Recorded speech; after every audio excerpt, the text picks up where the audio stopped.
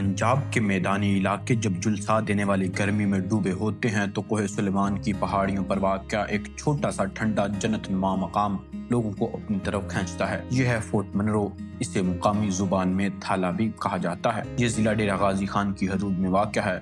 تقریباً 6500 فٹ کی بلندی پر یہ ہل اسٹیشن پنجاب کا مری کہلاتا ہے، جہاں گرمیوں کے موسم میں ہزاروں سیاح پناہ لینے آتے ہیں۔ فورٹ منرو کا نام انگریز دور کے ایک افسر کرنل اینڈرو منرو کے نام پر رکھا گیا۔ برطانوی دور میں اسے فوجی اور انتظامی مرکز کے طور پر استعمال کیا جاتا تھا۔ آج بھی یہاں پرانے برطانوی طرز تعمیر کی کچھ عمارتوں کے آثار باقی ہیں جو اس علاقے کی تاریخ کا پتہ دیتے ہیں۔ یہ علاقہ کوہ سلیمان کے دامن میں ہے اور بلندی کی وجہ سے موسم زیادہ تر خوشگوار رہتا ہے۔ گرمیوں میں یہاں کا درجہ حرارت میدانی علاقوں سے کافی کم ہوتا ہے، جبکہ برسات میں پہاڑ سرسبز اور دلکش مناظر پیش کرتے ہیں۔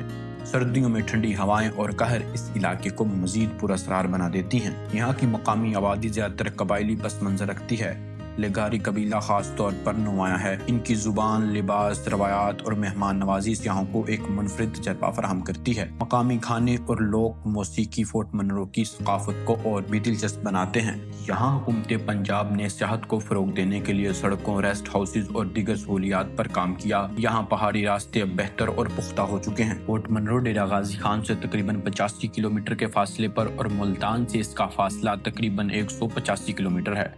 فورٹ منرو جانے والا راستہ پاکستان میں ایک اوپن میوزیم کا درجہ رکھتا ہے۔ اس پرفضا مقام پر کبھی کبھار برف باری بھی ہوتی ہے۔